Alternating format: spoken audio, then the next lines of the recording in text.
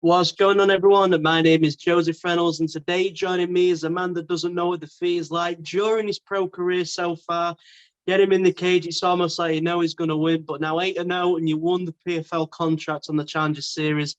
How are you feeling after such a big win and another win with the PFL as well? I'm feeling blessed, man. I'm excited for this new journey this year and excited to see what's going to happen. And as well, last year, I'm sure you weren't able to get the amount of fights that you'd have wanted, but coming into 2023, again, you've been able to show an even more improved package and even more improved version of yourself in the cage. And now that this year you've got it underway, got the win, what are the goals for this year moving forward? I mean, try to get as many fights as possible and, whatever they throw at me, overcome that. And let's see, or maybe get the million this year or maybe next year, whatever the path they put me on, I'm for it. Yeah, and you mentioned there in terms of the $1 million, obviously, it's a big thing, it's life-changing, and the chance to do it while representing your country, your people, and everything like that. In terms of knowing that that's something that's a part of your future, what's that really like to know as a fighter, knowing that that's there for you? It's amazing because it's right there, and it's in my reach. I'm only a few fights away from getting that, being able to represent my country is a blessing because there's not that many Nicaraguan fighters that are like at that stage. So I'm like the first one right now, and hopefully I can set the bar, and get more Nicaraguans to follow his MMA path, and they be successful as me. Yeah, and you mentioned there being one of the first, and obviously with every country, you always know the first to do something within a sport or anything like that. And to have the chance to not only obviously make your own name and make your own destiny as a fighter, but to be able to sort of become part of the history for your country as the first fighter to be able to go on and to do great things. What's that sort of like to know, knowing that those are also options that you're able to achieve as well as what you can do in fighting? Man, that's awesome. Like, it's crazy because I was a baseball player growing up, and I never thought I would be able be doing this. 18-year-old Elvin never thought he would be fighting. So to be able to be one of the first, because in Nicaragua there's a bunch of baseball players. So to be the first one of the first like MMA fighters to make it this far and hopefully become a MMA world champion, it's a blessing, and I just gotta work hard and make this dream happen. Yeah, and then also with this one, you was able to put your stamp down again on where you belong with the promotion and being able to do all that, but sort of representing a promotion like the PFL in terms of the fast growing nature that they've got at the moment and being a part of that. What's it sort of been like as a fighter to see firsthand? Man, being part of like PFL, right? Yeah. It's a great promotion. They treat us all well. They're paying well, so that's a good thing. And it's cool because like people just opened up like maybe like 5 years ago, 5 years ago, right? Something like that. And Yeah, to see it grow so fast it's awesome. And if I can be part of like its history, like starting off, who knows how people is gonna be in 10 years. And to say that I was part of that, as it grew and maybe like a pioneer of it, and it's gonna be an awesome story. yeah, and then everyone knows obviously it's a tournament style. You could be fighting anyone, anywhere, anytime almost. In terms of Yeah. looking at the landscape of your division and knowing that those fighters, I'm sure you're probably going to fight one this year, if not this, the next. What's it sort of like to be able to look at that division and sort of start seeing who you could potentially be fighting? No, it's awesome. There's a lot of good names. Shane Burgos, Olivier, um, I think Clay Collard. I don't know if Jeremy Stevens still in it, but those are all awesome names. I know one fight I've always wanted to fight. Person I want to fight is Anthony Pettis, because he's one of the guys that like I saw coming up, and I used to watch all his training videos, his like motivational videos, and now to be able to fight like my idol, yeah, that's like a awesome storyline for me. Yeah, and does it almost sort of feel surreal a little bit to have these experiences where you go from sort of watching them online and thinking, wow, how great is that to be? Oh, that's a potential opponent for me in the future. What are those sort of like to be able to start getting to this sort of level? That it's very surreal. I never thought I'd be at the level of these guys are, because I always see them on TV and I'm like, damn, I would be awesome to be at that level as them. And now that I'm getting there, it's cool, especially now. Like I train at KillCliff, so I'm training with like Kevin Lee, Gilbert Burns, all these big names, and I get to see how I compare with them, and it's awesome, because now I know I'm at their level, and I never thought this was gonna happen. Yeah, and you mentioned there with KillCliff, obviously, you mentioned some of the names. It's a brilliant gym and it's really grown extremely well. But to be a part of that and to see what they're doing and what they're being able to accomplish so far and being a part of that team, how is that sort of like as a motivator, as a fighter, to be around all these fighters that are in the UFC, up and coming, and to see fighters at multiple different stages of their MMA careers? Yeah, no, it's a big confidence builder for me because I came from I was at a smaller gym like a year ago, so I would only be able to test myself with like the few people that we had. It was like a small gym of like 5 people. But I used to train with Miguel Baeza, who's a UFC fighter. So that was like the only person like that I would always challenge myself with, and I had to make that jump because some people stopped coming to the gym, so I had to move to. I still live in Miami, but I had to go to KillCliff, and going there, I'm able to test myself with like these big names and people who've been all around, and train with Robbie Lawler and Nick Lentz.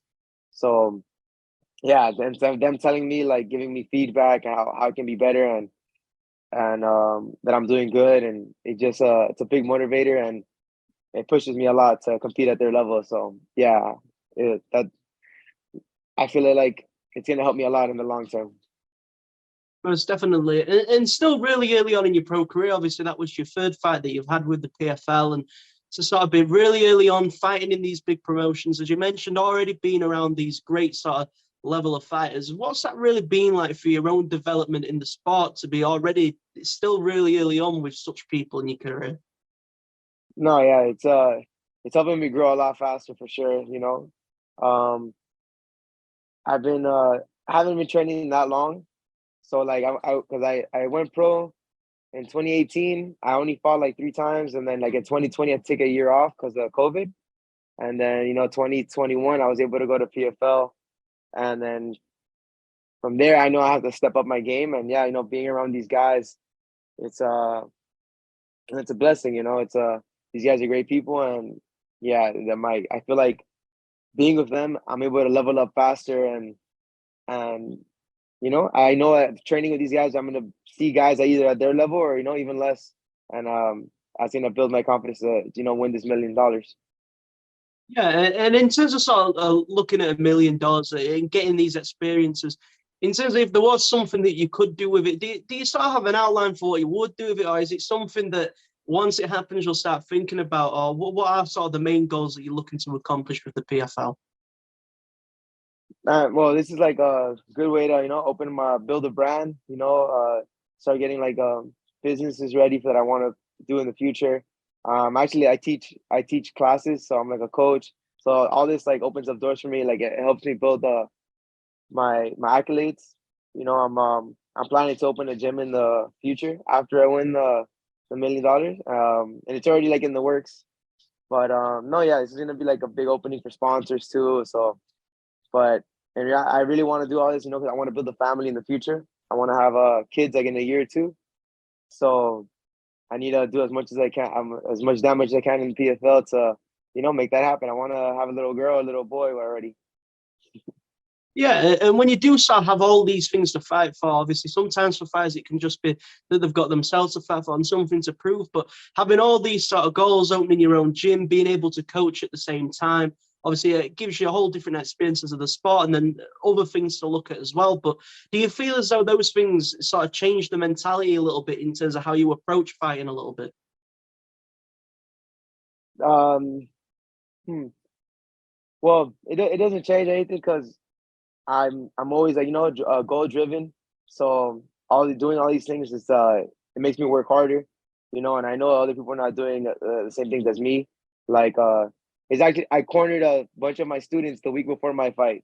So when I was cutting weight, I was in the corner, cornering them, and they all won. So it makes me feel good too, because my students look up to me, and then when they see me fight, they see me execute all the stuff that I teach. So it's a big motivator, and I am careful when I fight, but sometimes I'm always in there to win and be a dog in there and just get the job done.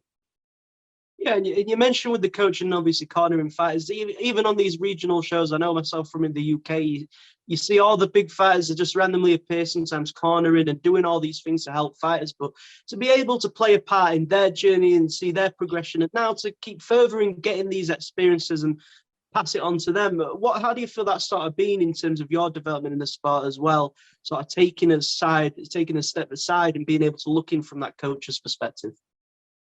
It's good because I can see like where they're making mistakes or where I make mistakes, and I can teach them what not to do, how to go about things, about being nervous or what I learned from my experience, I can pass it on to them, and so they don't make the same mistakes.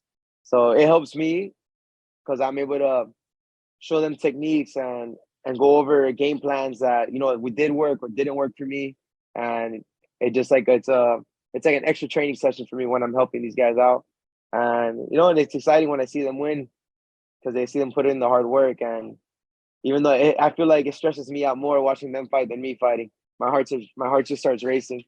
But it's fun, it's very rewarding. 100%. And then in terms of sort of having that translate over to the fighting as well, in terms of looking at your preparation, knowing how you do all these things for the fighters, do you feel as though it sort of helps preparing for your own fights? No, it helps me a lot because I can't be I can't sorry. I gotta whatever I preach, I gotta do, So like if I tell them, don't be lazy, go run these miles. When I'm training, I'm like, I tell them this, so I can't be slack, and I gotta do the work that I tell them they gotta do. So it pushes me because I try to set the example for them, and I don't try to slack off because I know that's what they're looking up to me. So I do. It helps me a lot and like mentally because I got to push myself so I don't look like I'm lazy for them. 100%. And then the final thing for myself is I'm sure people got a taste of what Elvin Espinoza is able to do in the cage this past weekend on the PFL Challenger Series. But for those that don't know, what is it that they can expect to see from yourself moving forward? They can keep seeing finishes because that's what I want. I can get finishes from anywhere. So far, I've only gotten rear naked chokes, but I got leg locks, arm bars, kimuras. I got submissions from anywhere. So that's if somebody takes me down. So they can see a lot of finishes from anywhere. Well, there you go. That is everything for myself. Obviously, there's a big reason they won that contract, and that's because he's a star and they're making $1 million. It's coming closer and closer. Obviously, I really appreciate your time. If you'd like to take a chance at any sponsors, anything like that, obviously just feel free to go ahead. I want to thank my sponsors at the Healthy Kitchen, the Side Chick Miami, Miami Luxury Cars. I want to thank all my teammates, my family, my wife Jessica. Thank you for having me on the show, and hopefully I can talk to you soon. An absolute pleasure, and thank you for joining me today. But it's everything for myself. Thank you very much, buddy. Thank you. Have a good day. Make sure to subscribe to the LowKick MMA YouTube channel for all the latest news, event previews, and interviews with some of the biggest stars in MMA.